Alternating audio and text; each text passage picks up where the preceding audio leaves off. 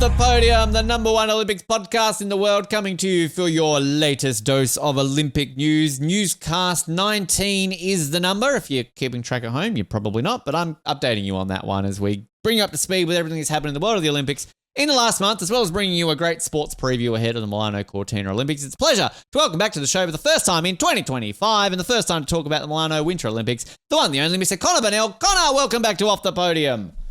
Thanks for having me back. No one asked, but I'm back. You are back. Yes. Welcome back. I don't think we've had you on since Paris. Is that correct? Been a while. I think I was on for one of the daily updates, and that was my last appearance. So, what did you say?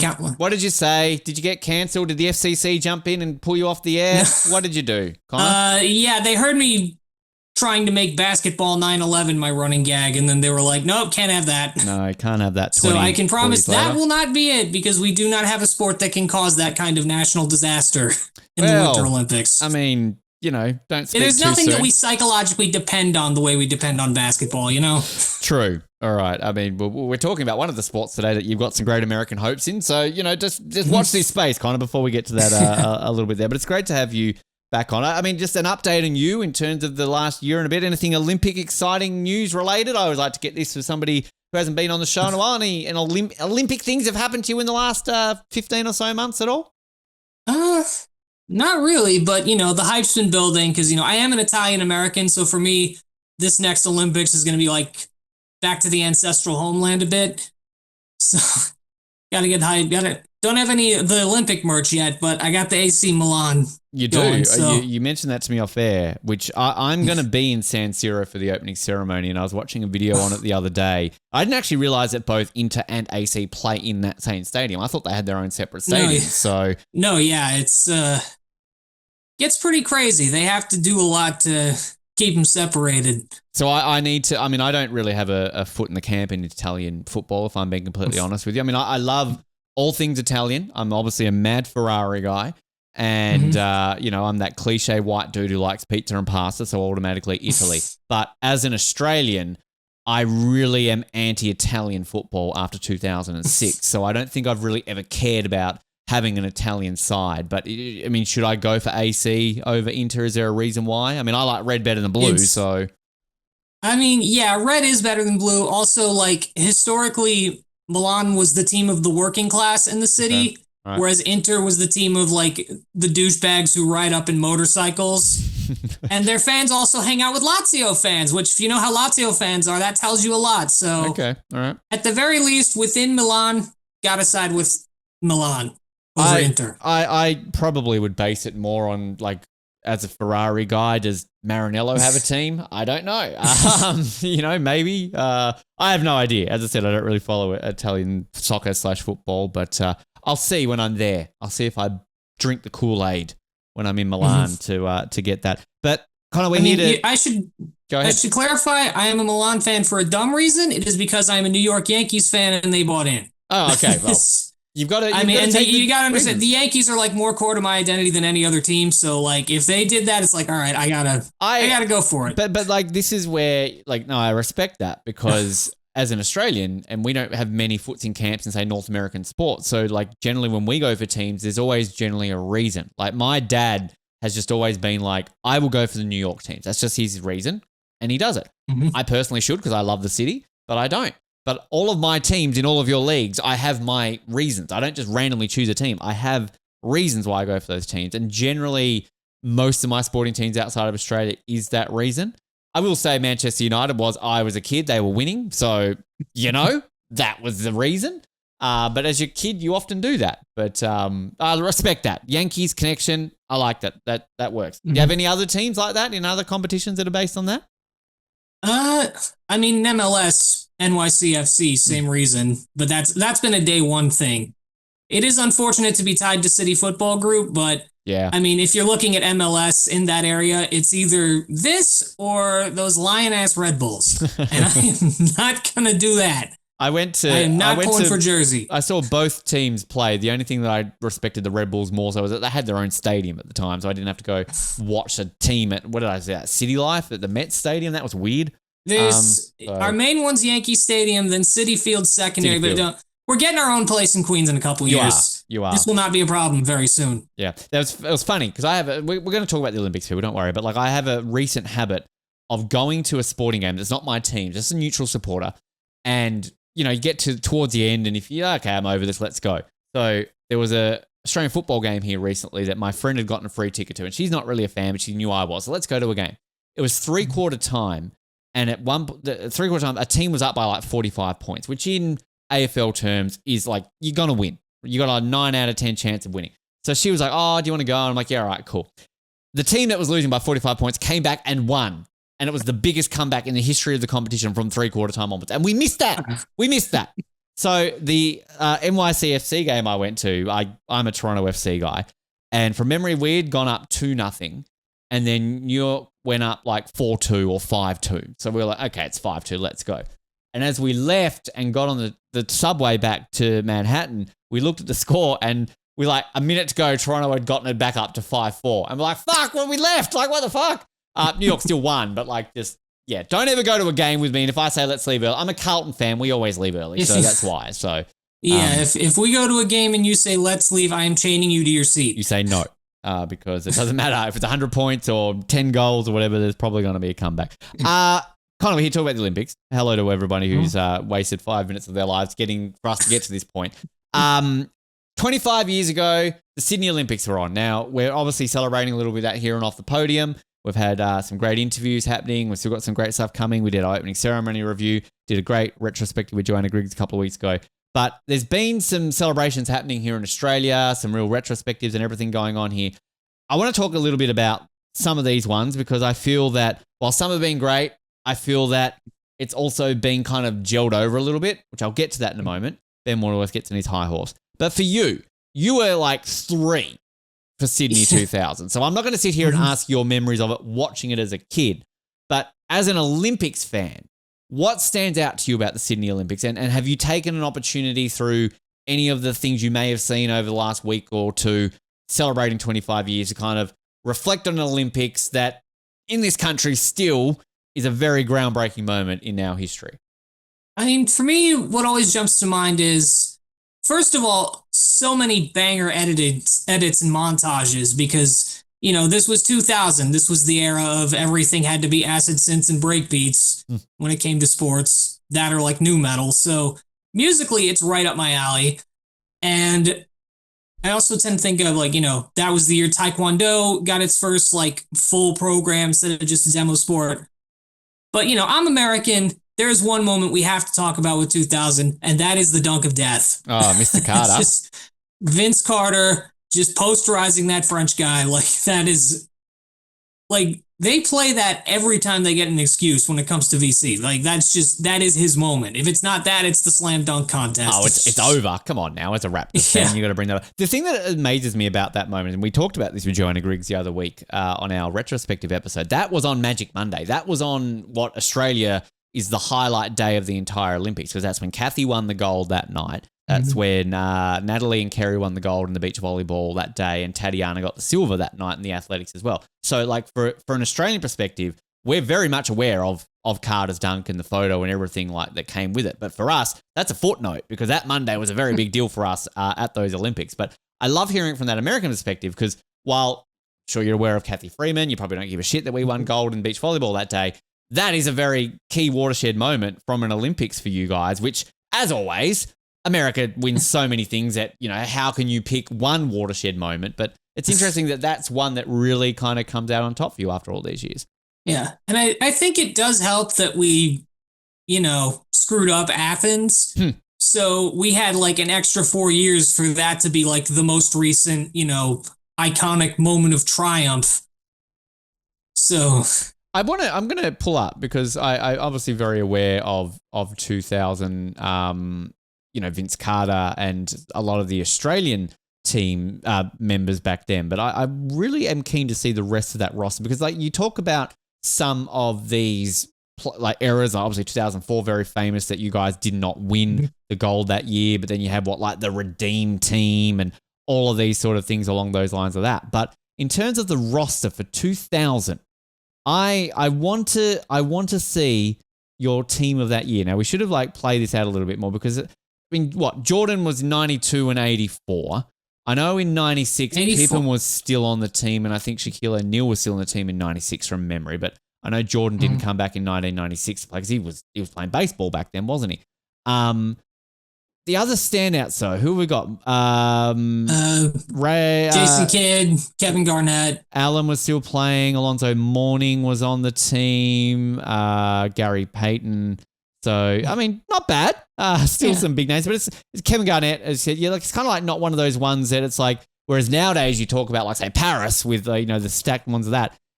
You don't really often hear a lot of the people on that team, do you, compared to what some of the other big teams? And yet you still shat all over everybody in Sydney. Like, you waltz to the gold. I mean, the thing is, like, that's still, those were, like, I'd say a lot of those were, like, the A-tier guys as opposed to, like, the S-tier guys.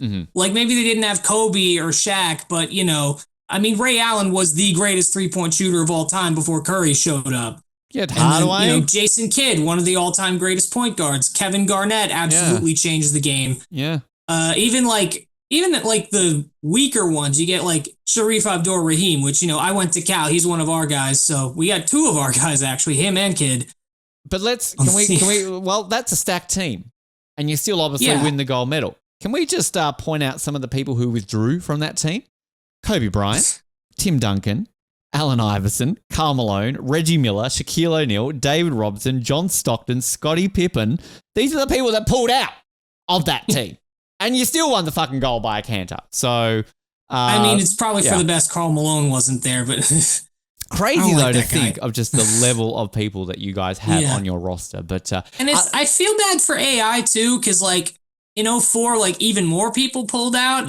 And he kind of got stuck with the blame for the bronze, even though, like, he was the one who, like, he was, like, the biggest star to really show up and try the most. So Argentina loved 2004. They just, just not the Americans, right? That's when it comes down to other American, like, I mean, the baseball victory obviously is a very famous win from the year 2000. I mean, I often, my American memories of 2000 sadly rest on a certain female sprinter who had a few of her medals taken away. But as I brought up with Joe a couple of weeks back, to me, Maurice Green, I mean, it's sort of, I feel as Olympic fans, we've lost the pump and pageantry of Maurice because of Usain Bolt over the years and now Noah Lyles, right? But like, I just remember 2000, the Maurice Green show. That was just such a big deal. Like, I don't know if you know this, but what's happened to Maurice Green? I don't know if I've heard from Maurice Green in forever. I have not either, to be honest. He's just like, were you aware of him growing up? Like, I mean, because I think when he got bronze, I think, didn't he again in Athens? So he backed it up with a medal from memory in Athens. But were you aware of him growing up, or was it you sort of just more of the Usain Bolt era and Maurice Green was sort of just a bit before your time? Yeah, he kind of got overshadowed by Usain Bolt for me because Athens was the first Olympics I tried to pay any attention to. I didn't know what to look at. I didn't know that, like, okay, track is where we usually have a star. Yeah. So I didn't really know to check for him. Did get bronze in Athens, and of course Justin Gatlin. I always forget, like, I always have to rack my brain, like, who won the gold in Athens? So I know, like, Maurice, then obviously Usain dominated, then it was Mr. Italian guy, and then obviously Noah. But then I was like, I knew it was an American who won in 2004, and Justin Gatlin. He's somebody else I always completely forget about, him more so. Here's a trivia fact for you today. We're going to get back more to the Sydney ones, but if you get this one, I will be very impressed with you, Connor. Who got the silver in the 2004 Athens Olympics? Actually, no, I wouldn't say who. What country was a silver medalist from the men's 100 meters sprint at the Athens Olympics? I guarantee you won't get this because I wouldn't have even got this. I'm just going to be dumb and throw out Greece. Maybe they had some kind of heroic. You're honestly closer than you think. You're honestly closer than you think. Macedonia? Portugal. Oh. Francis Obacula won the silver medal at the Athens Olympics in the men's 100 meters. There you go. There's your fun fact of the day. I didn't realize that Portugal had some sprinters out there, but there you go. But yeah, Maurice Green, what a man. Loved him. Baseball, obviously, as I said, was a big deal back there for Team USA. And I mean, you guys dominate everything along those lines. In terms of the celebrations here, so I think the big one, Accor Stadium, which is Stadium Australia, the main Olympic stadium, which is still the second largest stadium in Australia, they introduced a Hall of Fame that they have now created. So obviously honouring great, I don't want to say just athletes. I'm assuming it will be people. So You know, like if a singer has had many sold out concerts, I'm sure they'll honor people on certain levels of that. But they introduced this at a gala function on the 15th of September, which was the 25th anniversary of the opening ceremony, where the opening ceremony was in that stadium. And they inducted a group of people, group of athletes. So there is a total of 10. Now, I want to go through all of these ones.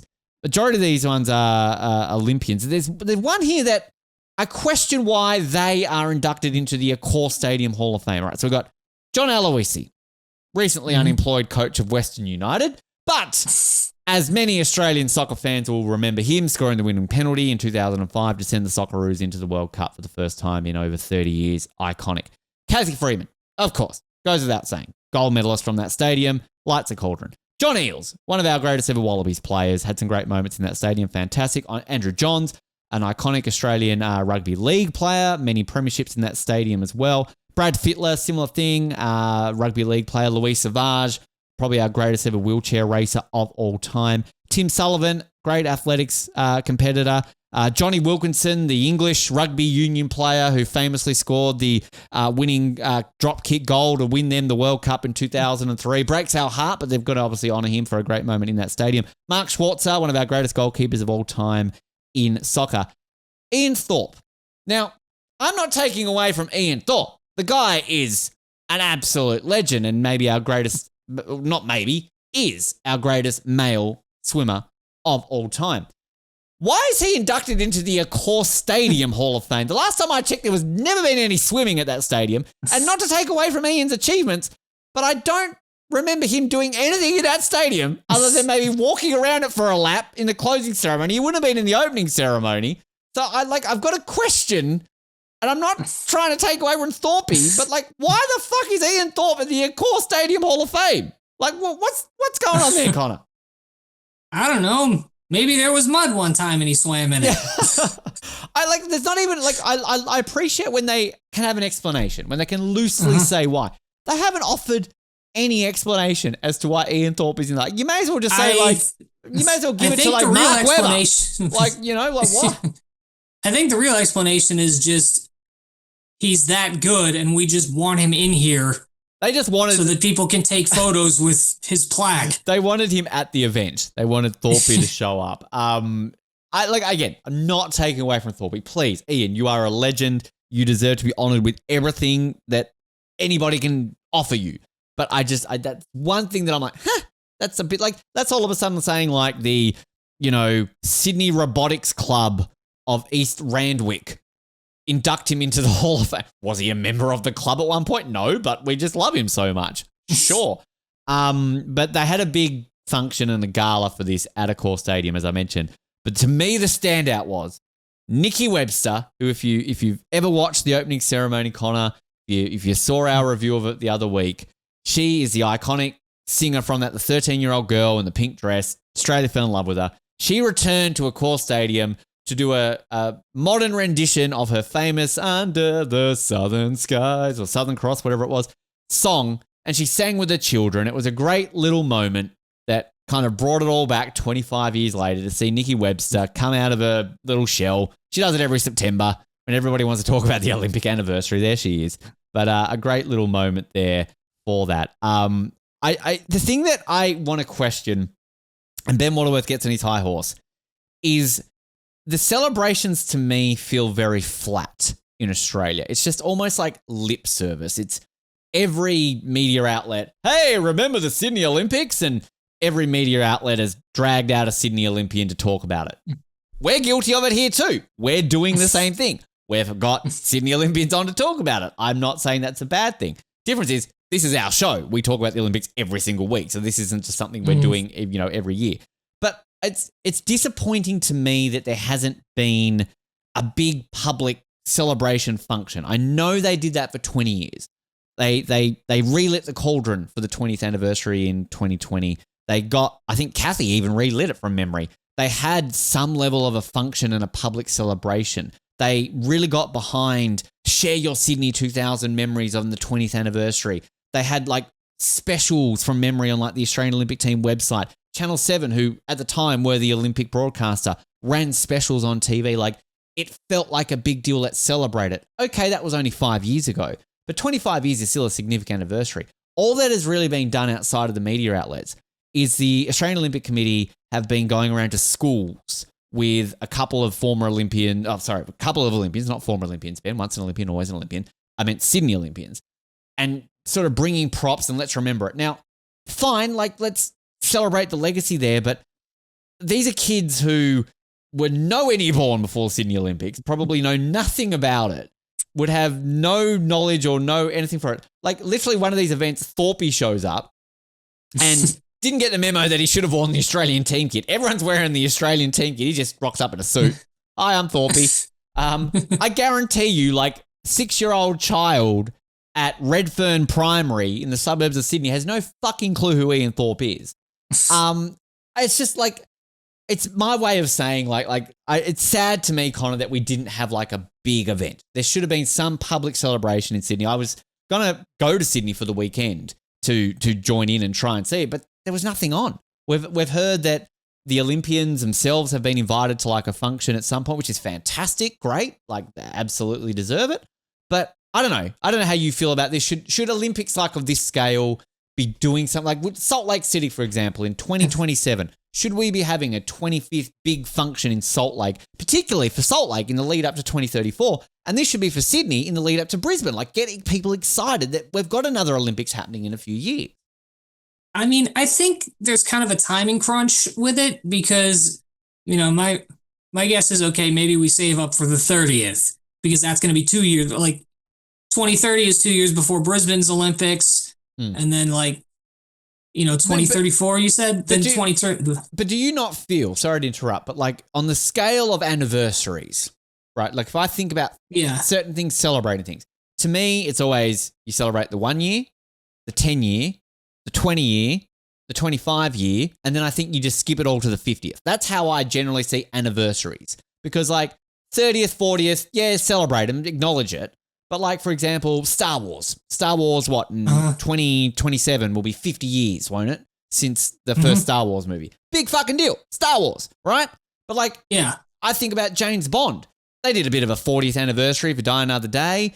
They did a bit of a 60th anniversary like the other year. But like for the 50th anniversary when Skyfall came out, that was everything. There were documentaries. There were big, like everything, right? Like that was a big deal. So good point. But I don't know. That's just the Ben Waterworth rant. Maybe I'm just... I don't know. Well, pedantic. I guess this is one of those things I can't really judge until I see what they do for 30. Because if they don't really do anything with the 30, then I'll be like, okay, yeah, Ben was completely right. They should have gone hard for 25. Maybe. I don't know. Look, I mean, they're doing something. They're not doing nothing. And maybe I'm completely wrong. Maybe these little kids who don't know who half these people are will be inspired and it's good timing for it. And I will say... I mean, they got to learn sometime. Yeah, true. But like, I just put it to the notion of that when I was working at the A-League and we went to one of the grand finals, there was like, we were going around trying to do like little social media clips. I was with the, 20-something TikTok girl we hired, right? And she was going around getting all the young kids, getting clips of social media, right? Doing a lot more things than I would ever be aware of. And as we were walking around, we noticed Kieran Perkins. I don't expect you to know who Kieran Perkins is, but like Kieran Perkins, basically the biggest name in swimming in Australia before Ian Thorpe. The 90s, he was as a household name as Tom Brady would have been, or still is, you know what I mean? Like he was just an icon of icons. And it got to the point where we're walking around the stadium and I'm like, oh, there's Kieran Perkins. We should get him. She looks at me and she goes, who's Kieran Perkins? And I'm like, what? Yeah. How? As an Australian, did you not know like who Kieran Perkins is? Like this is why we got to do the events. We got to keep people caught up. So maybe it works. I also need to, I think, be careful. I'd like to just look into the camera right now for our video audience right now. To the CEO of the Australian Olympic Committee, Mark Abib. Hello, how you doing? Recently followed us on Instagram this week, so don't know if I need to be on my best behaviour all of a sudden right now when we've got the CEO of the AOC following us. So hello, Mr. Abib. Welcome aboard. Everything we're saying is all in good fun, all right? Don't get the FCC after us, okay? Just don't do it. One thing also I wanted to note as well, Ben getting on his high horse and being Mr. Corrector, apparently. Not that we've ever not made mistakes on this show, but Brisbane 2032 sent out a newsletter during the week, and they're like, yeah, let's celebrate Brisbane getting closer and remember the Sydney Olympics. do you remember these iconic moments? And they're talking about the opening ceremony and they get there and like, who remembers the iconic moments in the opening ceremony that featured Nikki Webster and Kylie Minogue, among others? I'm like, yeah, Kylie Minogue was in the closing ceremony, Brisbane 2032. So either your AI let you down that day or you should have maybe done a bit of research there. But again, that's just Ben Waterworth on his high horse, the Olympic geek who knows too much about Kylie Minogue in the opening and closing ceremonies of Sydney. So just got to say it out there. Hello, Mr. Abib. Don't get angry at me. I know you're not with Brisbane. You're with AOC. But 25 years. I feel old. Just saying that right now. That's what it was. Your first one you remember was Athens, right? So that's what you said to me off air. Was that, what was the one though that you first, and we've probably talked about this on the show before, but my memory's terrible. Was it Beijing, London, like the first one that you really remember, just like glued to, vividly remember it? Or was it Athens? Were you 7 years old and you remember everything? Yeah, I was 7 trying to watch everything because it was over summer and I was like, okay, I need more sports. Great. The issue was just trying to navigate the time zones and such. Like, honestly, I'd say Paris was like my most engaged ever because it finally just everything came together. Like the level of interest, but also like knowing where to watch, when to watch, just being able to just get at everything. And Snoop Dogg, right?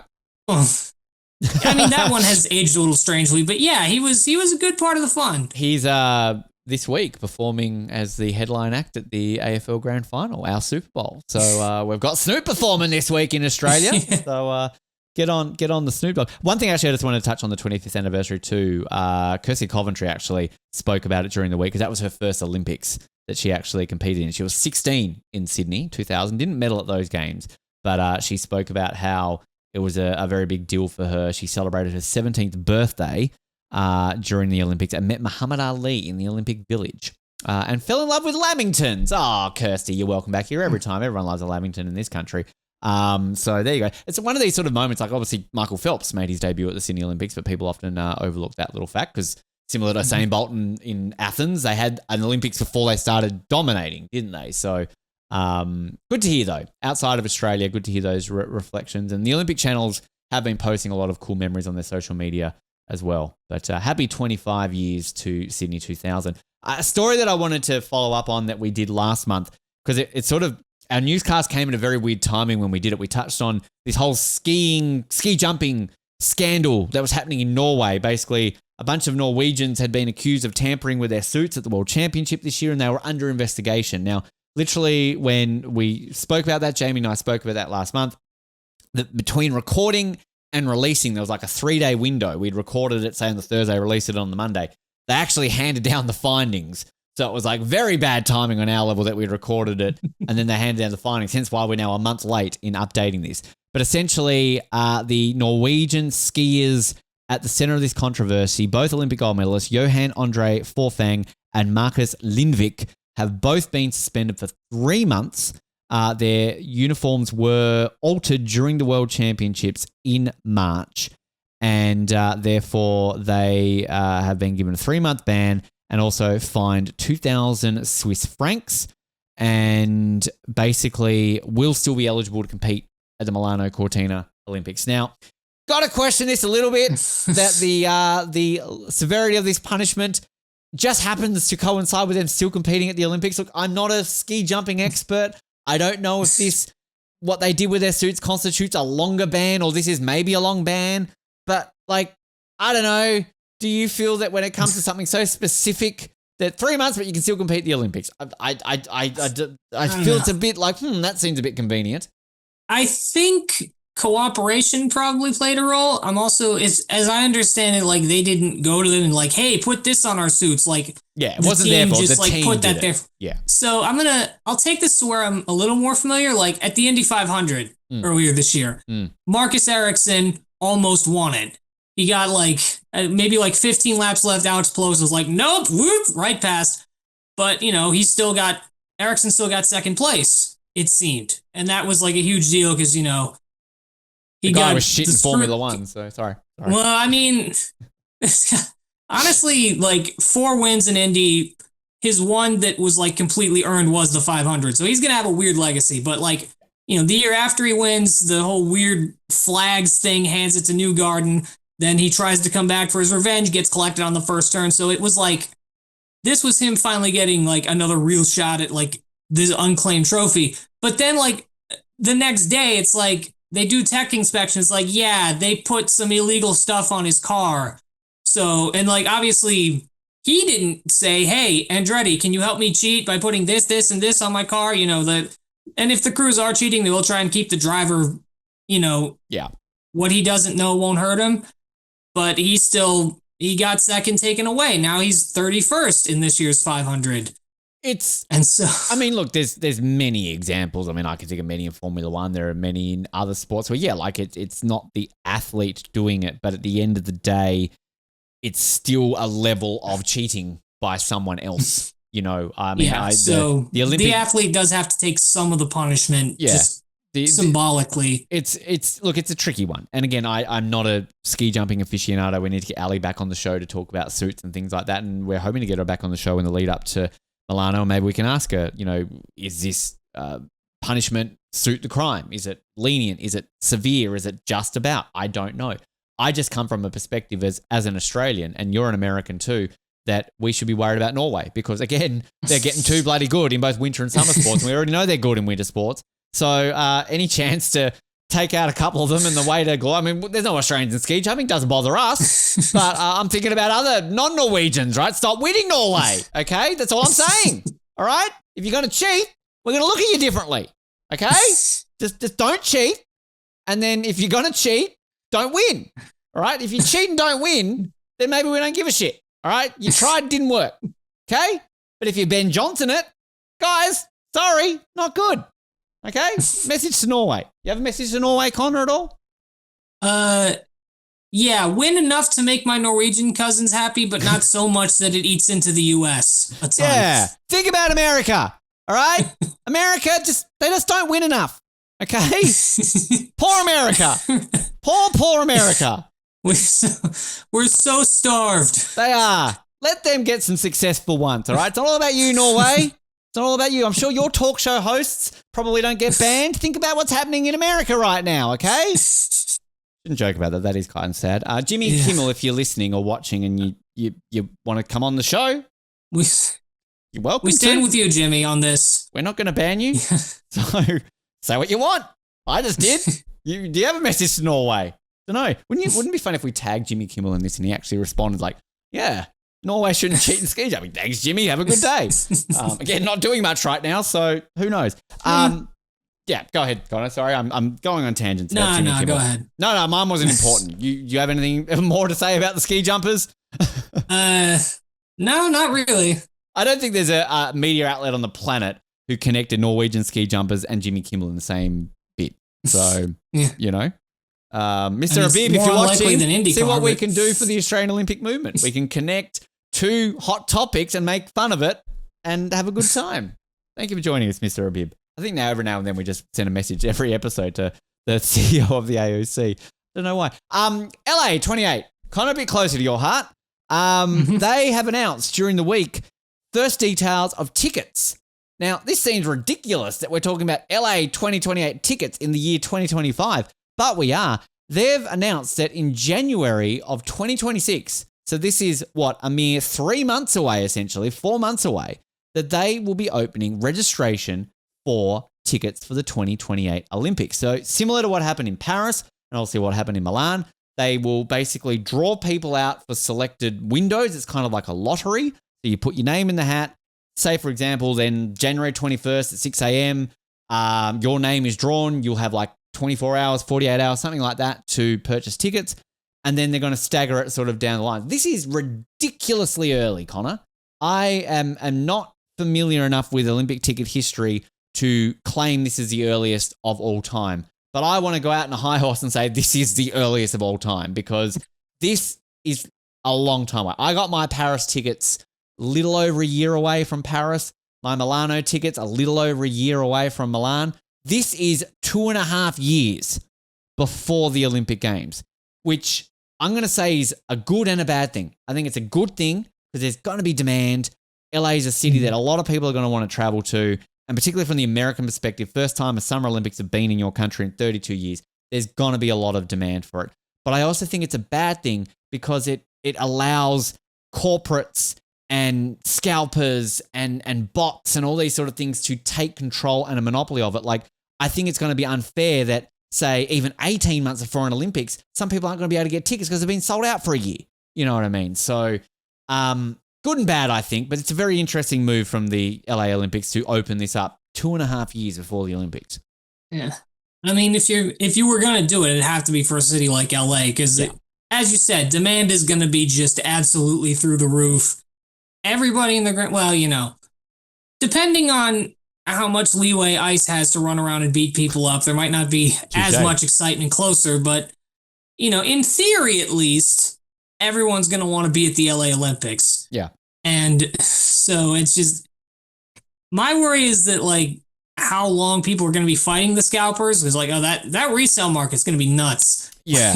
I think the thing I'll say is that they're very well regulated from my dealings with tickets in the Olympics. So, for example, when I got my Paris tickets, you know, they're very specific on that. You don't get them until right near the Olympics. They're obviously exclusively on an app. You can't even screenshot them. Like, they're very well controlled.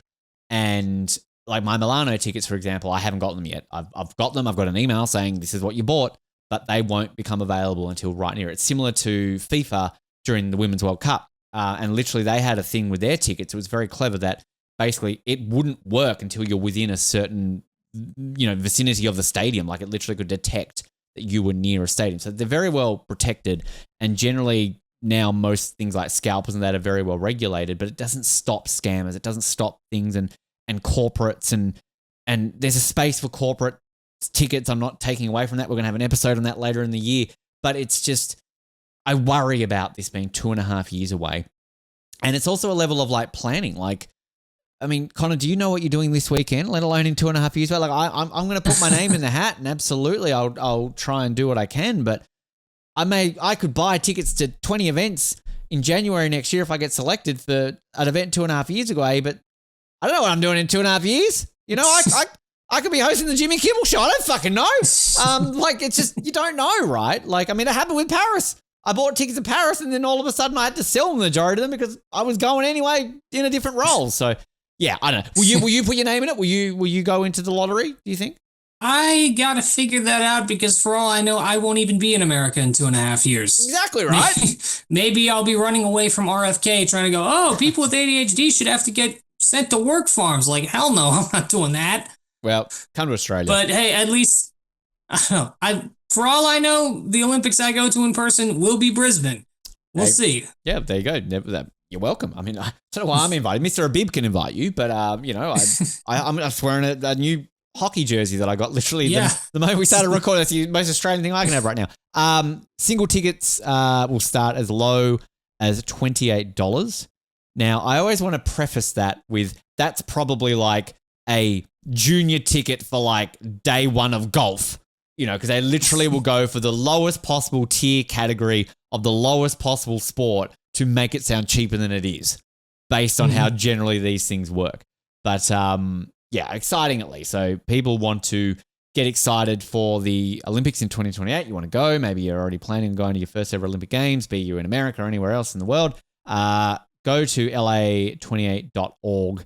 You put your name in the newsletter pool and you'll basically get sent a link and a reminder closer to it. And then you basically go on the lottery. And it is literally a lottery. My experiences personally, Paris, I was like in the third or fourth window. And by then, not many single tickets left to what you want to get, but you get what you can get. I was very lucky with Milan. I was in the first window. So I was able to get some very good tickets and decently priced ones as well. So just, you got to be in it to win it is the famous terminology. So there you go. I mean, going back to our Sydney 25 anniversary, I remember the big hoopla around Sydney tickets because, of course, you got to remember this is pre-internet. I mean, the internet existed, but like it wasn't, you didn't buy things online back then. You would have to buy your newspaper because I remember them vividly saying like, where I'm from, the Mercury, that's our city's paper in Hobart, get the Mercury this Wednesday for all your ticketing information. And you got a booklet. And one of these things I did keep, but for some reason I can't find it. You literally got like a magazine lift out where you had like every session and every time, and you had to like tick a box, tick what you wanted, and you had to mail it in. and then hope you got selected. That's how you got tickets for the 2000 Olympics. So I'm sure even for Atlanta, it would have been even more different than that. So that's just how timing has changed when it comes to Brisbane in 2032, how it will be for that. So, and you don't even get physical tickets anymore, Connor. Like, as I said, it's all digital. If you want the physical tickets, it's a souvenir ticket and you got to pay extra. So I had ordered a whole bunch of souvenir tickets for my Paris tickets, even though I'd sold them. But because I had moved by the time I got back, and good fucking luck contacting the Paris people, trust me, that's a whole other episode I can talk about dealing with them after the Olympics. But I never got my souvenir tickets, and so many people missed them. The only ticket I've got physical was Patrick, of course, who I've told the story before, gave me his ticket at the closing ceremony. I'll forever be grateful for that. He sent me his physical closing ceremony souvenir ticket. So I have one. So thank you, Patrick, for that.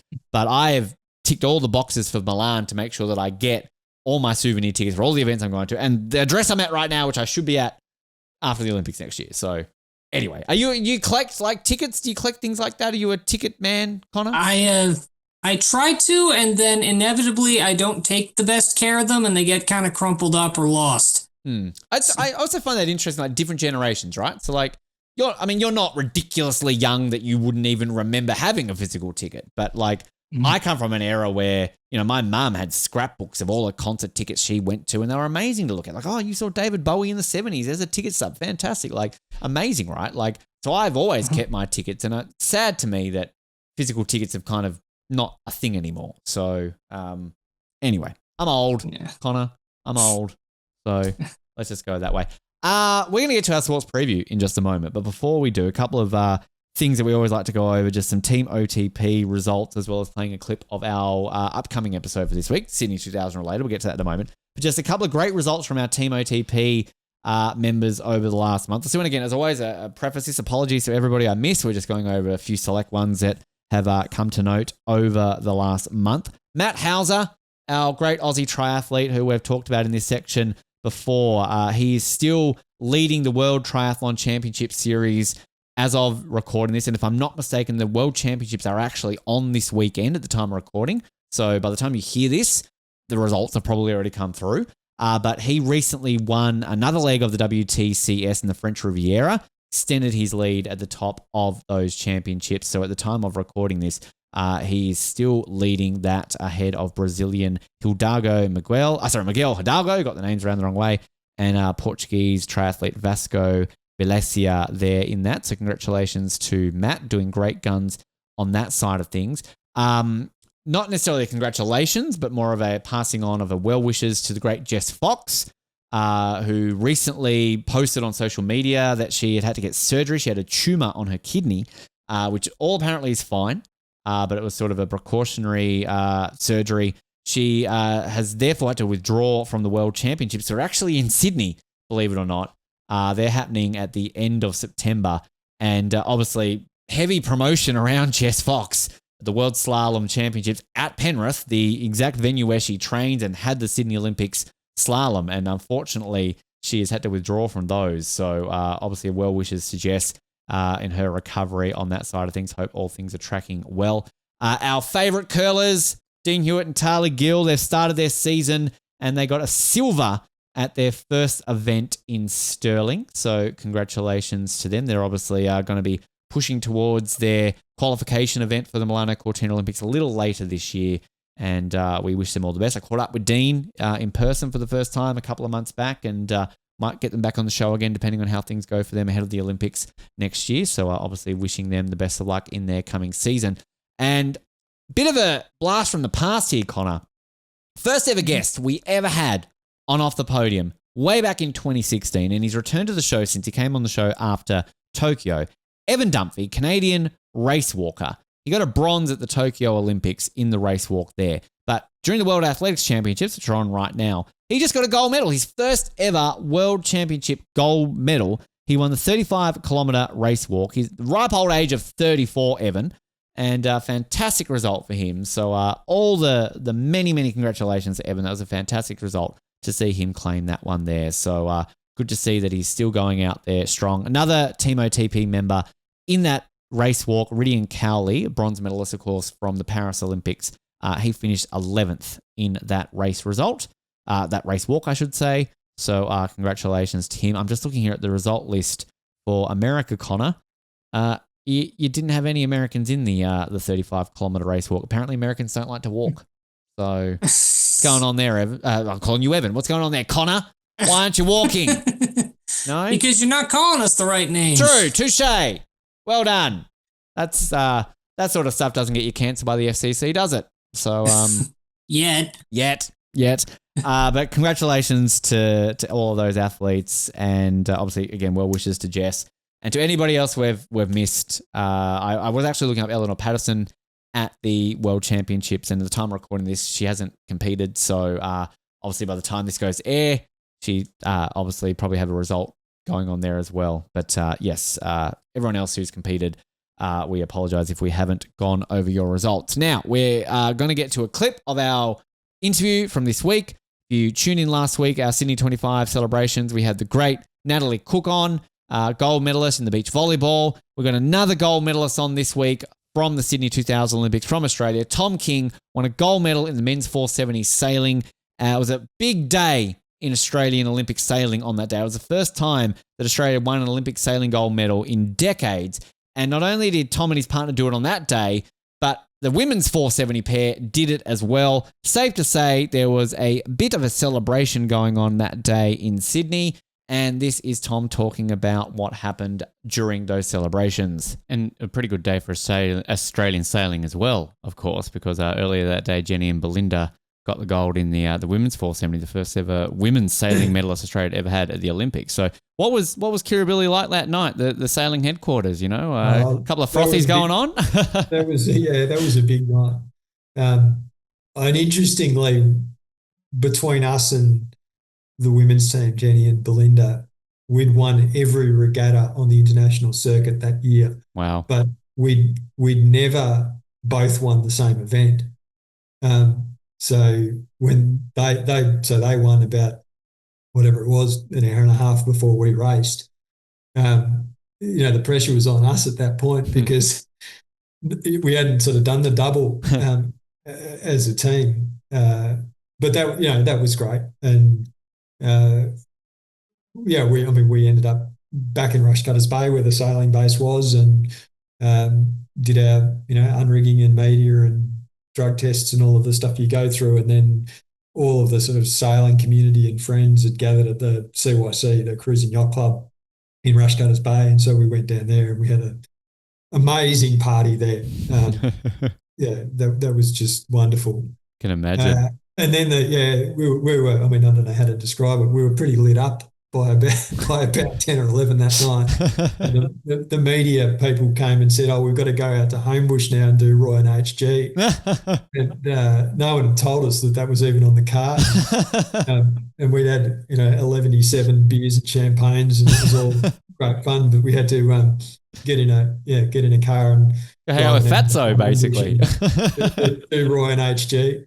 Wow. Which was good fun, but we were in no state to sort of keep up with their wit at that point. I don't know how familiar you are with Roy and HG and everything around those Sydney Olympics. Listen to Alison and Jill over and Keep the Flame Alive. They'll go on about it because they yelled at me for not telling them about it. But fun times there from Tom talking about his experiences and everything. It's a great chat. We've had a few sailors on over the years, and we often always get some really good stuff from them. So great memories of Sydney 2000. That's dropping this week on the Friday, and some other great chats coming your way as well. Do you pay much attention to the sailing at the Olympics, Connor? You got maybe some tickets to Los Angeles, get to the sailing?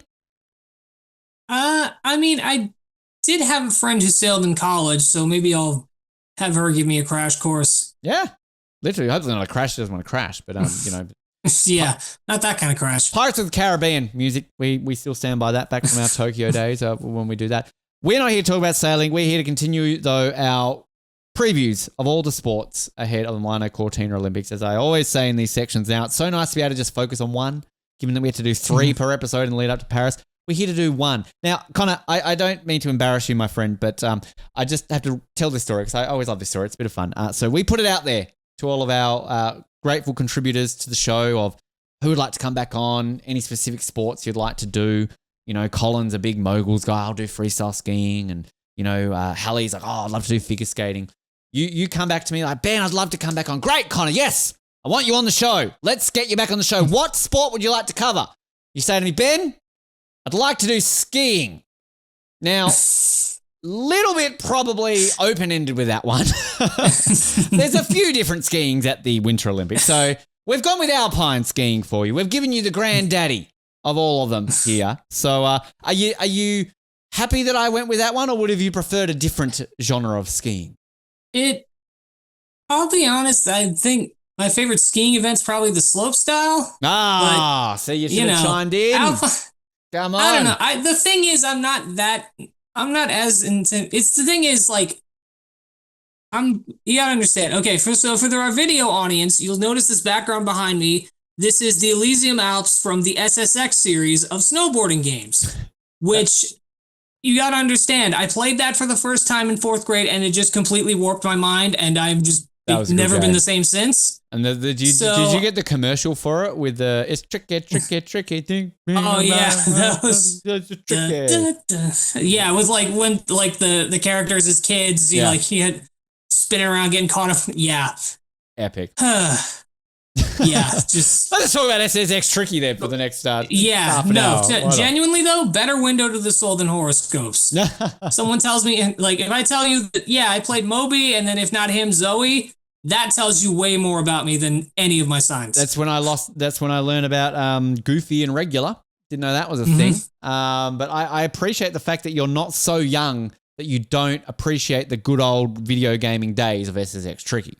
That this isn't just, I'm a Fortnite guy. Like, no, you're with the good era of video games. Yeah, so. I mean, that was my childhood right there. I have the whole series. I can give you detailed opinions on all of them. I can tell you On Tour was when it fell off. And part of and weirdly enough, that is the game where they introduced skiing to SSX. Hey, there you go. And it was like mechanically, it was not worse, it was all right. It was just there was other problems going on with the game. Like they kind of like how they just hacked all the personalities out. So like Moby's not playable in that one, and then Zoe is, but they just ripped her personality out. They don't have Biff naked voicing her anymore, and her bio is just she skis now.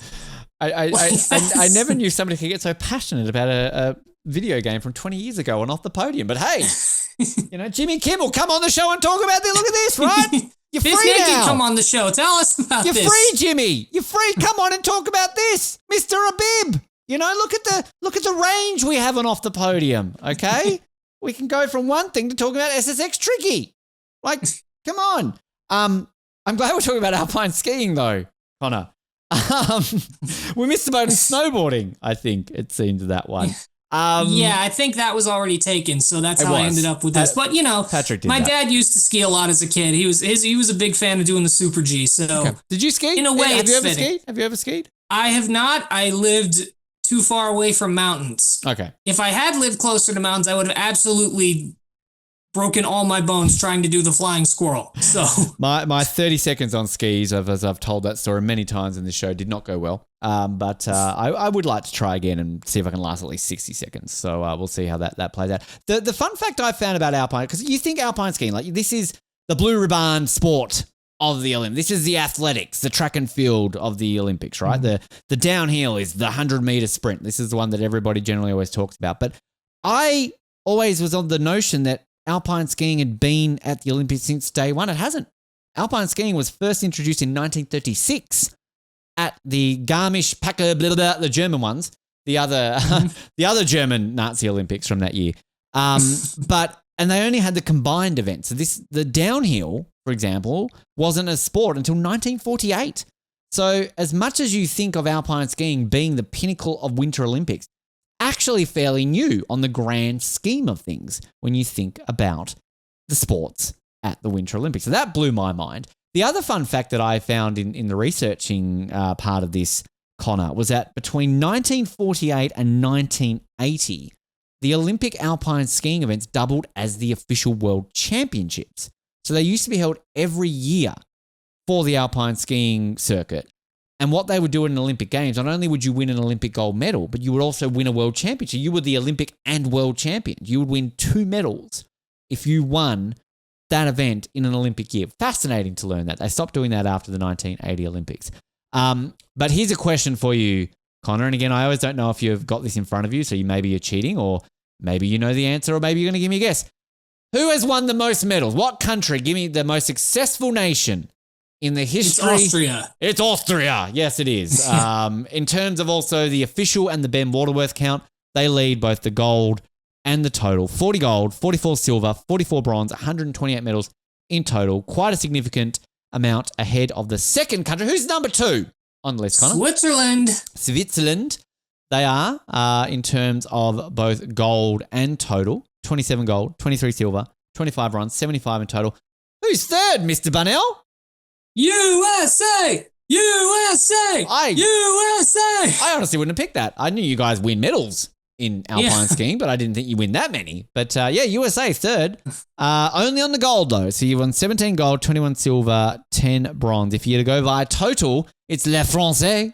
They have won 51 in total, 16 gold, 17 silver, 18 bronze. So the top, I'll go over the top 5. So it's Austria, Switzerland, USA, France, and Italy.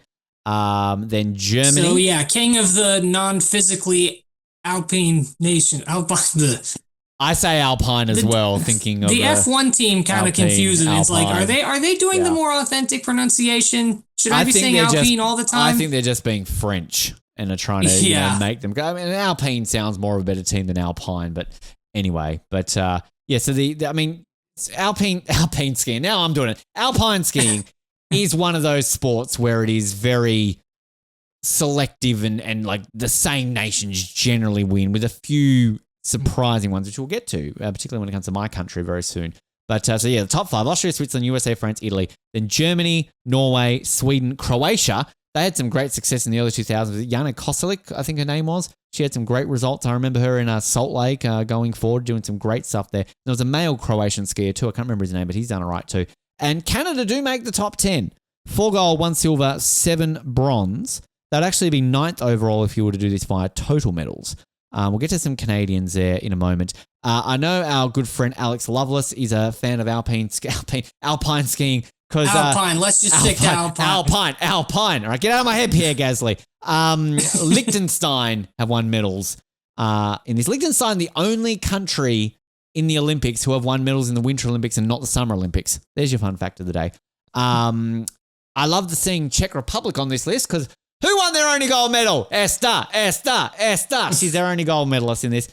New Zealand, of course, famously were the first ever country at the Winter Olympics from the Southern Hemisphere to win a Olympic medal.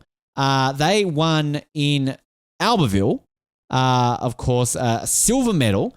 And I'm going to track her name down because I've gone completely blank on her name. But I'm sorry to our dear old New Zealand skier. I know her name. I want to say it's Alice, but I think that's their current champion lady name. I feel really bad as a thing. Annalise, I was close. Annalise Coburger was a silver medalist in the slalom in Albertville. And then Australia, we have a medal in alpine skiing.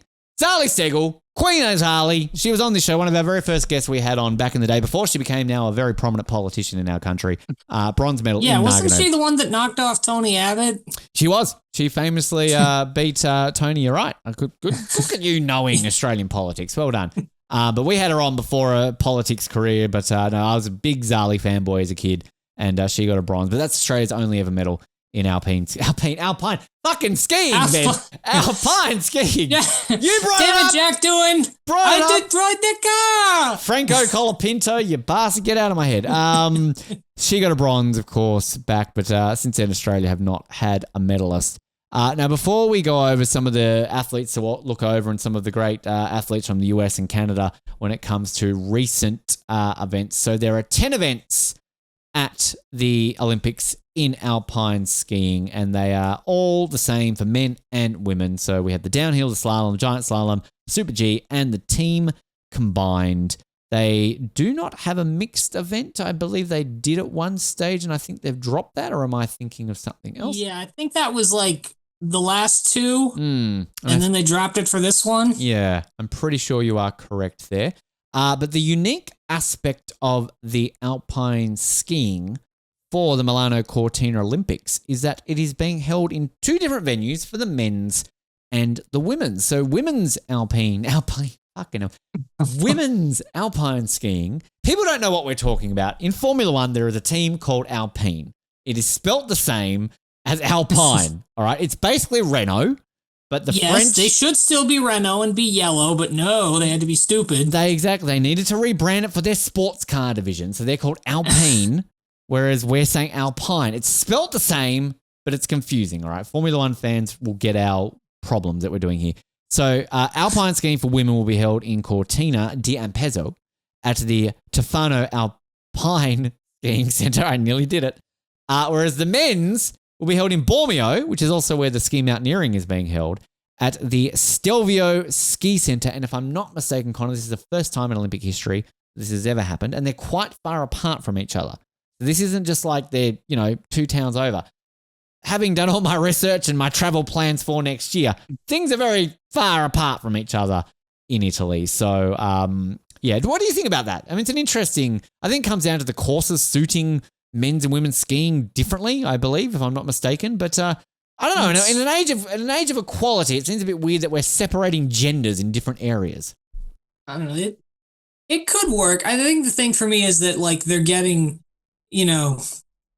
there's not necessarily like a forced like sharing of the stage. It's like, the stars can just go be stars and not have to worry about the other gender outshining them. It's due could work out a bit like Japanese pro wrestling in that way. So so the exact reason is similar to what I said. It's due to the established traditional World Cup venues. So essentially, the women generally compete in Cortina d'Ampezzo. Never listen to this show. Mark Habib, if you're listening, pronunciation, not my strong suit. Whereas the men obviously compete more so in Bormio. So I think that's kind of where it comes down to. And I guess you have this issue when you're in a country that has lots of venues. I mean, America's going to be a little bit different when it comes to Salt Lake and everything along those lines. Now that I think of it, it would have been really funny to like swap them for this one event. Yeah, true. Just to throw everybody a curveball. But who do you do it for? Do you give the men a disadvantage or the women a disadvantage? I don't know. I think you take where they are now. You take the men. You put the men on the traditional women's course. You put the women on the traditional men's course. You see what happens. You see who adapts. Yeah. Good point. I like that. But yeah, very unique. Obviously, that's going to happen. Qualifying for it is all down to, as we know, quotas and all that. Where 306 athletes will be at the Olympics in Alpine skiing, a maximum of 22 athletes per nation. I mean, I don't even think Australia has 22 Alpine skiers. So, I mean, for us, that's not going to be a problem. But I'm sure for Switzerland and Austria and maybe even America, I mean, you've got 17 quotas right now. So, as of the time of recording this, obviously we're doing this in September 2025. If people are maybe listening to this closer to the Olympics, things would have changed. And obviously we're out of season right now. But as of September 2025, the US have 17 quota spots secured. That's a lot of fucking skiers. Australia, we have a grand total of 3. So, woo, go us. Austria, for example, has 22. So they're going great guns. Canada only 11 at the moment. So they'll be catching up a little bit there when it comes to that. And just looking in terms of athletes with the most, obviously Italy, the host nation, as I said, Austria 22, and Switzerland, not a surprise there with 22. But I love looking at the bottom end of things here, particularly for a sport like Alpine skiing. Uzbekistan have a quota, Connor. Uruguay have a quota. Thailand have a quota. Singapore have a quota. Malaysia, Kyrgyzstan, the great nation of Guinea-Bissau. Let's all cheer on Guinea-Bissau at the Winter Olympics. And Eritrea have a slot ready to go for the Alpine skiing. Off you go, Eritrea. You can do it. Obviously quota spots being secured along the way as we get closer and closer to it. But when it comes to current athletes, before I get to current athletes, just recent form. So obviously we made a bit of fun of a certain Michaela Schifrin during the Olympics. I want to half apologize and half stand by the fact that we just, we took the piss out of her, all right? She didn't do too well when it came to Beijing. She's doing all right since, so she should be catching up. But USA actually only won 1 medal in Beijing at the Olympics. From Ryan Cochran Siegel in the Super G, he got a silver medal. at those Olympics. And Canada got a medal too. James Crawford in the combined bronze. And I remember talking a lot about James during those Olympics. From memory, he actually even got Athlete of the Day, if I'm not mistaken, when he got that medal. Because that was Canada's first alpine skiing medal in 8 years in Sochi. So from a great country who were 10th on the overall medal tally, it had been a while since they'd actually medaled at those games. Are you familiar with Ryan a lot at all, Connor? In this sport, I mean, as you can probably tell by our quotas and our stars, the women do take precedence. But, I mean, of the men we've got, he's definitely our leading light. And I will note, he came painfully close to a gold. He did, yeah. I think it was like 4 100ths. Which, I mean, that's obviously sounds like close, but also can be a big gap in these sort of sports. But I mean, still, like if you're 4 100ths off a freaking gold medal, you're not going to, that's going to look pretty good on your resume. I don't know. So I'm just looking here at some of the standings. We're going to get to this, and obviously we base a lot of this on standings from the previous season, and we can see that there could be things like injuries and things going on there. And he's still competing. At the end of the last World Cup season, overall, he was ranked 30th, and that is just on the overall standings. So that's combining, obviously, all the events. If we go to specifically the Super G, where he got the medal in Beijing, he is currently 16th off the previous World Cup season. So 2 spots behind James Crawford, who is still popping along. Mr. Crawford, 14th on the Super G. And if we were to look at the combined for Mr. Crawford, and I am saying this in a way that is drawing it out. There's actually not a combined on the World Cup, it seems, at least here, so he doesn't have one there. But overall, James Crawford is 15th on the last World Cup stage. Before we get to other names that we're seeing here on the list, you touched on it. Women dominate the American landscape. 2 in particular, Michaela Schifrin and Lindsey Vonn. Look, jokes aside about Michaela Schifrin, she had a terrible Beijing. She did not live up to standards, sadly, and has obviously spoken a lot about what happened and everything. And we had fun with her. We did. We had to have some fun with her. But obviously it was heartbreaking for her, and she's come out since and just fucking shadow over everyone. She's basically become the most successful skier in the history of World Cups when it comes to Alpine skiing. 157 podiums, I believe, 101 World Cup wins. I mean, this is just absolutely fucking ridiculous. She's the first skier, period, to 100 World Cup wins. Men or women. It's insane. And like, I want to say if she was in another sport besides skiing, because I mean, even as an Australian, she makes news here. I'm sure in America she makes news. Whenever I'm watching sort of NBC doing their series, she gets talked up a lot. But if she was a swimmer or if she was a track and field, like imagine how much more. I mean, she's already a big name, but imagine how much bigger she would be. But I mean, that level of dominance and level of success, I mean, she's a GOAT. She's an absolute icon of not only her sport, but sport in general.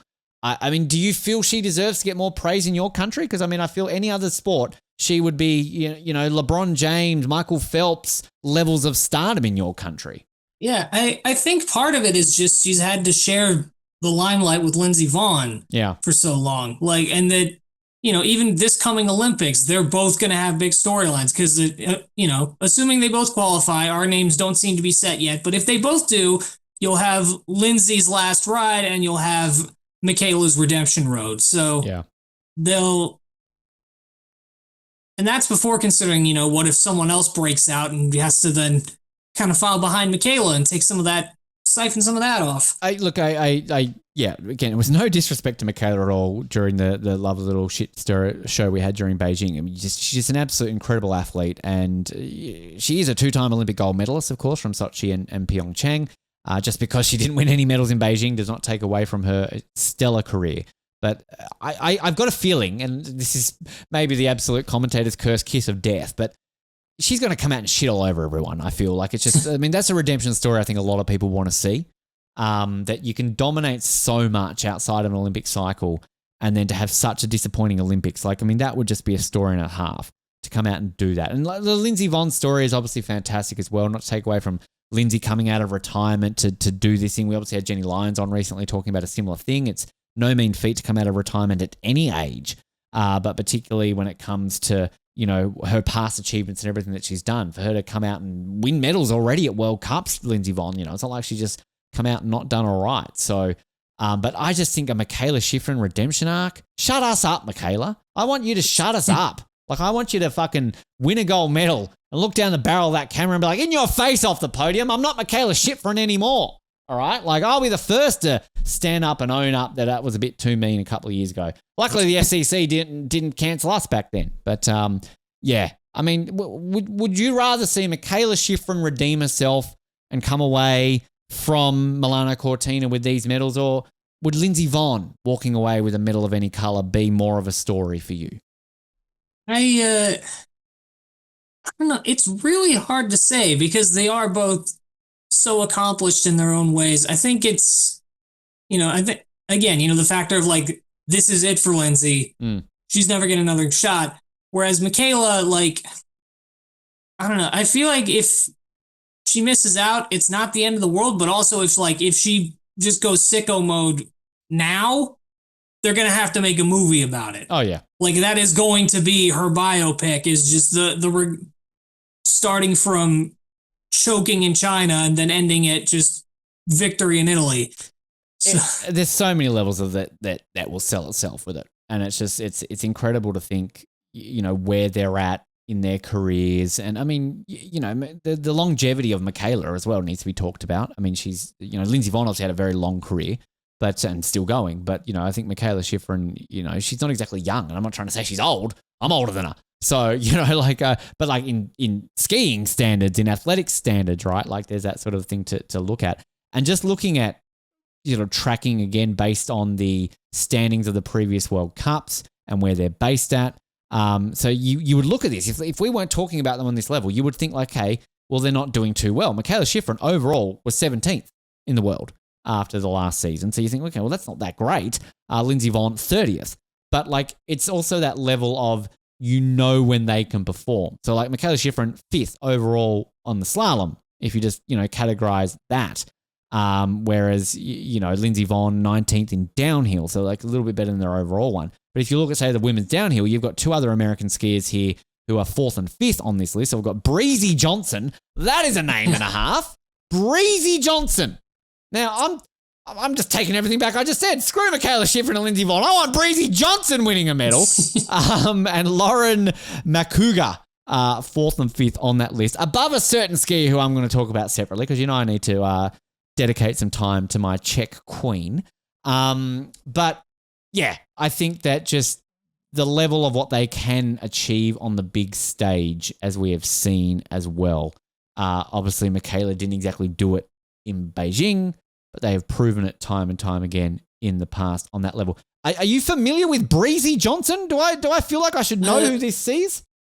It's a newer name for me too, but I feel like let me check how many Olympics she's actually been to this point. Doesn't look like she's been to them yet, but she does have a couple golds at the World Championships. So there's. No, she was in 2018. She qualified for 2022, but was injured and did not compete. So she finished 7th in the downhill and 14th in the Super G in Pyeongchang. She has gotten 2 gold medals at the reigning gold medalist in the women's downhill at the World Championships and the team combined. So she's coming into this kind of as the reigning. This is the discovery of our research that we don't do enough, that when we're on air, we discover it, right? So she's from Jackson, Wyoming. Have you been to Jackson, Wyoming before, Connor? Can't say I have. Oh, she's my new favorite athlete. Her name is Breezy. Like you can't not be some sort of fast athlete if your name isn't Breezy. Like you're just born into that, right? Yeah. She's an Olympian. It's not going to be a situation like Stingray Rob where his name is a car and he keeps crashing. Or Scott Speed. One of my favorite Olympians of all time based on their name alone is Peekaboo Street. Because I remember she was on, I think, an episode of Sesame Street as a kid. And I didn't know who she was at the time because I was a kid and I'm Australian. I'm not going to know who Peekaboo Street is. But she was on fucking Sesame Street, so I learned who she is. Peekaboo Street. Like, again, that is a name that you remember and you will always remember that name. So Breezy Johnson You are my new favorite athlete. I'm going to get you on the show now, Breezy. I'm going to track you down. Let's get you on, Breeze. Let's have a chat. Let's have a breeze. Let's shoot the breeze. Shoot the shit in the breeze. Estela Decker, Queen time. Now, she's related to Lindsey Vonn because Lindsey Vonn gave one of the greatest quotes of all time. I got beaten by a fucking snowboarder. Now, obviously, she didn't back up her gold from the Alpine skiing in Beijing, but I just want to refresh people's memories of like, she got a gold in the snowboarding, of course, but she didn't do too badly still in the Alpine skiing. Of course, she didn't get her Super G gold, but she got 5th. All right, so she still backed it up with a 5th after getting the gold in Pyeongchang. The combined, she was 4th, so she was just off the podium. Our favorite thing, because that's what our show's called. In the downhill, which I believe from memory, this is just my briefest of memories from Beijing, she just like decided to compete that day. She wasn't slated to compete, but then she was like, okay, I'll compete in it. 27th. Not bad, if that is true or not. If I'm getting that out of order, then, it's still there. So she competed in 3 events. She only competed in 1 in Pyeongchang and got a gold medal, don't mind me. But then still gets 4th, 5th, and 27th, while also still winning a gold in snowboarding. And she's still tracking pretty bloody good on the stage right now in downhill and alpine skiing in general. So overall, she is ranked 20th after the last season. So that's not too bad if you ask me. In the separate categories in the Super G, 13th. So she's tracking all right there to sort of sneak back up there onto the gold medal podium. I can talk about it for days, Connor. I really can. We obviously talked a bit about it back in the snowboarding days. She's 6th in downhill as well. So just saying, she's doing all right. Do you know much about Esther outside of us talking about her on the show? You might not have listened to her. You might not know who she is at all. I don't know. But, any thoughts on Esther? I don't know much about her, but the fact that a snowboarder's coming over and wrecking stuff, like that feels good. Because there's always been kind of that rivalry, the skiers looking down on the snowboarders and so for a snowboarder to come in and just clean house, always got to give props to that. Bronze medalist in the downhill recently as well, behind our girl Breezy. So, she's tracking for a possible medal in the downhill. I mean, this is just insane that she could repeat like double medals in double events at an Olympic Games. When I've got my scheduling, I was sort of going to try and get to the parallel slalom, knowing that in snowboarding, knowing that that's generally where she's going to win a medal, right? She's a reigning 2-time champion in it. But it's sort of in this tricky phase of like in between me going from Milan to Cortina, and it's in a different area. So it's not feasible. But I'm sort of near where women's alpine skiing is. But the tickets are all like sold out. And I think her events are like the week that I'm not there. So if I can somehow get to an Esther event, I'm going to do it. But just wanted to point her out separately. Another one I wanted to just point out just from a Team OTP perspective, Lawrence St. Germain, who we had on the show a couple of years ago, Canadian slalom skier. Since we had her on the show, she won World Championship gold in the 2023 World Championships in slalom, which I believe is Canada's first ever gold medalist in like 50 years or something like that in alpine skiing in any event. So keep an eye on her because she's also still tracking fairly decently on the world stage in the events, multiple ones going on there.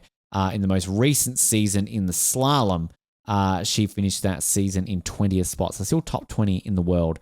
So I just wanted to point her out there on the Canadian perspective. And Jack Crawford is also still going out there as well. So he's the one to keep an eye out there. It said 15th overall in the last World Cup standings. There's a separate athlete I want to talk about from New Zealand, of all places, in just a moment. But to go over the leaders, I feel we need to pay some attention to who are the people maybe to look out for based on the most recent standings. And Connor, I'm not expecting you to know who these people are because I'll be honest with you, I don't know who these people are. I'm Australian, you're American. We don't exactly follow Swiss and Norwegian and Austrian skiers as far as I know. But if I'm going through this, just by each of the categories alone. So in the men's, this is the most recent World Cup. Again, we're recording this in September. So this is off the basis of the 2024-2025 season. So the leading male skier overall in the Alpine Skiing World Cup was a Swiss skier by the name of Marco Odermatt. He was ahead of his teammate Luke Maillard, that could be Loic Maillard, and Henrik Kristoffersen from Norway brought up the podium in that. If if we're going in the downhill, actually, I just want to quickly go over this, that I think Marco leads no, he doesn't. His teammate leads another one. I was about to say Marco, I think, leads every single category, but doesn't. He leads the downhill as well, ahead of another Swiss skier by the name of Franjo von Allmen and Alexis Monet. A Swiss sweep in the downhill coming, it seems, in Milano Cortina, if that's go by anything. Loic Luc Millard is leading the slalom. Henrik is leading second for Norway, and Timon Haugan for Norway is third in that discipline. In the giant slalom, Marco is leading that one ahead of Loic or Luke. Sorry, if it's Loic or Luke, I apologize for the pronunciations there. And Henrik, so our overall leaders are dominating the giant slalom, it seems, in there. And in the Super G, Marco leading that one again. And our first Austrian, we can say here, Vincent Kreikmeier, is second overall in the Super G, while Stefan Roggensteiner, so lots of Swiss skiers here, kicking ass, it seems, on that. I'm just going through here quickly. I'll go to the overall one, so I won't go through all these differently. Just singling out some Canadians and Americans and any Australians along the way. So James Crawford, leading Canadian skier overall. He's 15th on the male side of things. Ryan is the leading American. He's in 30th, ahead of another Canadian by the name of Cameron Alexander. On that list, another American, River. There's another great name. River Radamus, 41st overall on that list. Another American, Bryce Bennett, also on this list. I'm scrolling down this list, Connor. I'm not seeing any Aussie flags. This isn't tracking well. Don't know if any of our great Australians are out there doing too well. There's a Liechtensteinian skier in 158th by the name of Marco Pfeiffer. So we'll keep an eye on him. I'm going to find one Australian. Surely Greta's on the female list. I think she's injured at the moment. Not looking good for the Australian male perspective. I know we've got one quota secured, but maybe they're going to give me the call at this rate here, Connor, because we don't have any on any of these lists that I'm seeing. So that one quota might be going to waste. Just quickly scrolling through this list. My research is doing me very, very well. But at least if we can find one, we've got a slot waiting for an Aussie skier. So there you go. No one, at least on the World Cup list, is in the top 160, it seems. Yeah, you guys are going to have to claim Alice Robinson. Watch this space. On the men's side of things, Greta's got to be on this list on the women's side of things. Come on, Greta. Don't let me down. I think you've been injured for a while, but I'm scrolling. Yeah, we don't even have a female.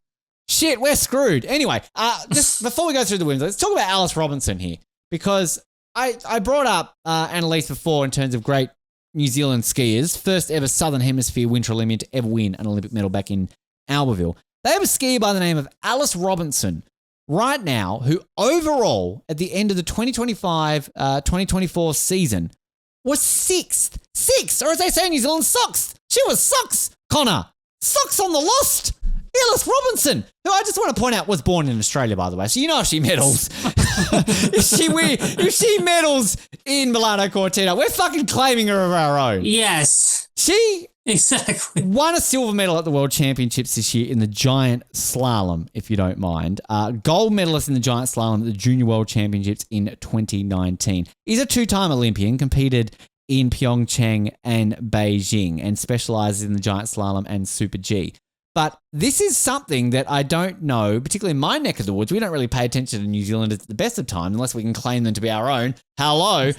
She is second overall in the giant slalom right now on the World Cup list, behind Federica Brignone of Italy. So do I need to be scared as an Australian that a New Zealander could be medaling in alpine skiing, or do we do the typical Australian thing? She was born in Sydney. She's basically our own. Yeah, I think just claim her anyway. It's what you guys always do. Absolutely, so, right? Why change that behavior if it lets you claim more medals? In all jokes aside, as much as we shit all over the Kiwis, you can't help in winter sports be at least proud of them for achieving something good, because we're on very same pages. We're not generally, New Zealand's more of a winter nation than we are because they actually have proper skiing mountains, unlike ours. Mm-hmm. But that's pretty exciting, because nowadays Australians and New Zealanders, we just win medals in freestyle skiing and snowboarding. It's not really the traditional sports that we ever do well in. So I'll be keeping an eye on Alice, particularly if she's a Sydney girl. So, I'll steal that side of things on that one. Also, though, let's go over the other names. So I mentioned Federica Brignone, the Italian Federica. She's leading the overall standings, at least at the last season, on the women's side of things. Swiss skier by the name of Lara Gutbarami. She is second. And another Italian, Sofia Goggia. My pronunciations never get any better. So the Italians at home looking well, Connor. That's what I'm saying here. Mm-hmm. And I mentioned Croatia before. Zrinka Lucic is fourth overall. They've got a pretty good stable of skiers since Jana Koselic back in the day. The Croatians have done all right. I feel it's kind of like their men's soccer team. After the 98 World Cup, they just kind of seemed to hang around, didn't they? And then obviously have done all right in men's football. So I feel that women's skiing in Croatia wasn't really a thing before Janica came out in 2002. And now they're just hanging around, doing all right. So good for you. I just want to point out there's another American skier we've not mentioned, Paula Moltzan. She's 11th overall on the World Cup standings. So there's another name to pay attention to there. Canadian side of things, Valerie Grenier, the highest ranked Canadian overall. She was 38th at the end of the last season. Britt Richardson, another Canadian, she was in 53rd, just ahead of another American, Jacqueline Wiles. Her in 54th, and Lawrence, she was 57th overall on that list. If we go by category, downhill, Cornelia Huetta of Austria, the leading skier of the last recent season. Frederica for Italy again in second, and Sophia third there for Italy. In the slalom, Camille Rast of Switzerland, she leads the top one there. Zrinka from Croatia is second on that list, and Katarina Leisenberger for Austria. I love these names, like Austrian and German names, but I can say Berger, Leisenberger. Slalom, third overall there. Went over the giant slalom, except I didn't mention the third place in the giant slalom. Swedish skier by the name of Sara Hector, third on that list. And in the Super G, Frederica leading that one. Lara Gutbarami again for Switzerland, and Sophia going on there. I'm going to find an Australian. I need to find an Australian. This is doing my head in. I'm sorry. We cannot have a quota spot in men's and women's alpine skiing without there being a skier somewhere. All right? Nothing from 2025. Nothing from 2026. Here we go. All right. Well, Maddie Hoffman, our very own, off the podiums, Maddie Hoffman, the last ranked female overall skier. She was 117th in 2024. All right, Maddie. Looking at you, Maddie. You can do this. And on the male side of things, doing my head in here, Connor. I don't believe it. I don't believe there's not a single male Australian alpine skier that hasn't represented us somewhere in the last few years. Nothing in 2025. In 2024, our own Louis Mullen-Schulte, who's also been on the show. I knew we'd had someone on the show. He was 143rd back in 2024. So Greta's been off for a little bit.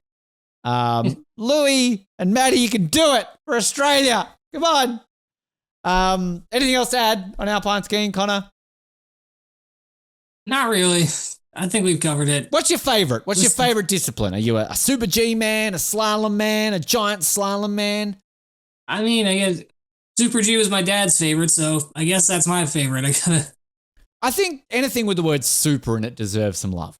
Super G. More events like, you know. I mean, it does capture, just the insane speed of it. Because, like, downhill is faster. Yeah. But, like, the name of it doesn't convey it. But, like, Super G, that sounds like a roller coaster. It sounds like the latest entry in the MCU. Like, I mean, we've gone over this before about how more events should have, like, the cross in it, like curling cross, ice hockey cross, like more super, the super curling. The super. All I know is if skiing had an equivalent of border cross, that would become my favorite skiing event. So, it does. They have their own cross, sort of. So that's in freestyle, though, not alpine. So Alpine. I'm losing track of what the right one is. Ben, come on. Breezy Johnson wins that segment. Do you think Jimmy Kimmel's got an opinion on Breezy Johnson? I reckon he does. Probably gets him cancelled by the FCC. Let's be honest. Mark Habib, if you're listening or watching, what do you think of Breezy Johnson? Love to know your thoughts on that. Connor, anything else to add in the world of Olympics? Got anything? I said anything exciting happened in the last? Anything planned for you between now and the Olympics in Milano Cortina that you've got on the Olympic agenda? Probably get some more AC Milan stuff and pretend it's Olympic stuff. Any plans to go to LA or anything like that to check out the progress or anything like that? We'll see if I have a reason to be in the area. Not going out of your way there, just in case? Yeah. No? All right, that works. You never. We track down. We see how it goes. But next month, we are getting into the amazing sport that we are getting very deep into already, ski mountaineering. This is a sport that is, of course, completely brand new. The first time since 2002 that we've had a brand new sport at the Winter Olympics. And the first time since 1998 we've had a sport that has never been seen at any form in terms of like previous Olympics or a demonstration sport. We've learned a lot about ski mountaineering in terms of who we've had on in the past and in the future. I've made several jokes that we've probably got every single ski mountaineer under the sun because it's one of those sports where I knew nothing about. I reached out to a handful of athletes and they all said yes. So we've got about, I think, like 8 ski mountaineers to be on the show in the coming months. All great content, all great value. But Alex will be back next month and he'll be talking to me about ski mountaineering. Have you looked up ski mountaineering at all? You know much about it, or are you looking forward to seeing its debut and find out then? I think I'm going to try and keep myself in suspense so that the newness of it can all hit me at once. Good idea. I like it. I'll add to you, though. I'm going to put you on the spot live on air. Well, not live, sort of live. At the time of recording this, Connor, I've got 5 slots available for newscasts and 5 sports that haven't been chosen. If I was to offer you a slot, and we can go over the timing, so it's either going to be a January or end of December slot, would you like to come back on, first of all, yes or no, or are you done with this? Absolutely. I'd love to be back. Good, correct answer. And all right, here are your 5 sports to choose from that are still available. Bobsleigh, cross-country skiing, curling, Nordic combined, or ski jumping? Oh, gotta be ski jumping. Ski jumping. All right. I'm going to tentatively put you in that slot, the graveyard slot of the 29th of December between Christmas and New Year. We can go over that if that's unfeasible for you. But right now, you've got ski jumping in that slot. So there you go. All right. Look at that. Done. Like a dinner. Connor, mate, it's an absolute joy to have you back on the show. We appreciate your time. And thank you very much for joining us once again on Off the Podium. Thank you so much for having me back. This has been a ton of fun. I've gotten to learn about, well, not a totally new sport, but, you know, I've been able to connect more with something that my dad loved to do when he was around my age. So some would say it was breezy. Maybe. No? You might. I'd say it's breezy. Jimmy Kimmel would say it's breezy. If you've enjoyed everything today and you want to stay up to date with the show, of course, as always, like, subscribe, wherever you get your podcast from. If you're listening to us, subscribe. If you're watching us, YouTube right now, and if you want to do vice versa on the other, then switch over to those. Offthepodiumpod.com is where you can find links directly to all of our pages and everything else under the sun. And we love hearing from you. Message us. Let us know what you're up to, ideas, thoughts on these, anything else under the sun. And stay tuned as well. We are planning on having pins like we did for Paris. We're hoping to have some Milan pins. So stay tuned for that and possibly some other merchandise as well. So always like to get that out there and see if you want to wear it. Not many people do, but the few that do, wear it. It looks cool and everything along those lines. If you enjoyed today's episode, my name has been Breezy, because why not? And if you haven't, it's been the FCC. Good night.